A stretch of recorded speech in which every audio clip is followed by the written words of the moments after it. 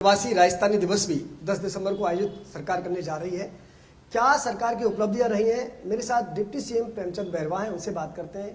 कई विभागों का जिम्मा उनके कंधों पर है, खासकर जनहित से जुड़े विभाग जो सीधे आपसे और हमारे संबंध रखते हैं। सबसे पहला सवाल मेरा प्रवासी राजस्थानी को लेकर है, जो क्योंकि आपकी सरकार की घोषणा है, पहली बार इस तरह की संभवतः राजस्थान में घोषणा हुई है, आपकी सरकार ने घोषणा की है। 10 दिसंबर को आप प्रवासी राजस्थान दिवस मनाने जा रहे हैं। किस तरह की तैयारियां हैं और कितनी उम्मीद है कि इससे एक बड़ा निवेश आएगा?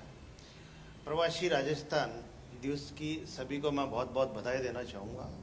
और जब राजस्थान में डबल इंजन की सरकार बनी और हमारे यशस्वी मुख्यमंत्री भजनलाल शर्मा जी ने जो काम संभाला, उसी समय इस क्षेत्र में बहुत सारी संभावनाओं को देखते हुए एक प्रयास किया कि हमारे लोग कर्म भूमि से मातृभूमि की ओर आना चाहते हैं, लेकिन उनको कई दिक्कत यहाँ पे महसूस होती थी और उस दिक्कत को सरल करने के लिए एक प्रवासी राजस्थान के जरिए एक एकल खिड़की के माध्यम से उनकी सारी चीज़ों को सरलता से उनके यहाँ पे काम हो, उसको लेकर उन्होंने गहन मनन करके और ये व्यवस्था की है।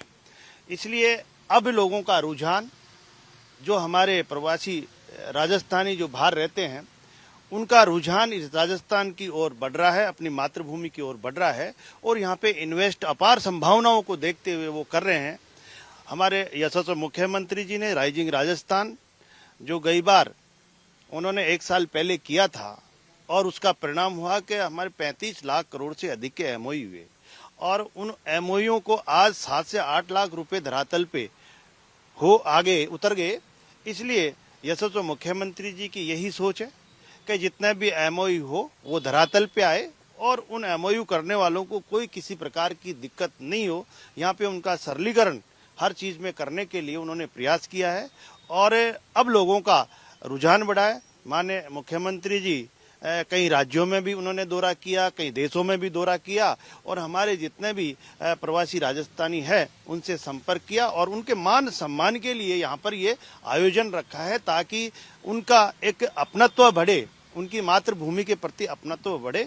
उसके लिए उन्होंने ये कार्यक्रम किया है। मैं 2 साल सरकार को पूर्ण होने जा रहे हैं, इसके लिए मैं आप सभी को बधाई देना चाहूँगा और हमारे मुख्यमंत्री जी का, हमारे यशस्वी प्रधानमंत्री जी का, हमारे राष्ट्रीय अध्यक्ष जी का और सभी का आभार व्यक्त करना चाहूँगा कि उन्होंने इन 2 साल में राजस्थान को बहुत विकसितता की ओर ले गए। आपने कहा कि राइजिंग राजस्थान में 35 लाख करोड़ के एमओयू हुए, करीब 8 से 9 लाख करोड़ के धरातल पर भी आ गए हैं। इस बार उम्मीद है, क्योंकि बड़ा आपने मेहनत की, इसमें काम किया, संपर्क किया, सीएम भजनलाल शर्मा भी दौरे पर रहे और केवल प्रवासी राजस्थानियों के लिए रखा गया है, तो एक बड़ी उम्मीद सरकार कर रही है कि बड़ा निवेश इसके जरिए भी आएगा।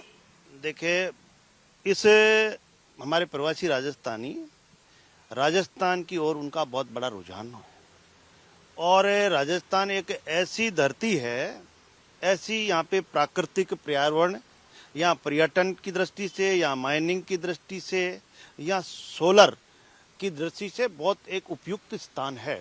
इसलिए यहाँ पर लोगों का रुझान बढ़ा है।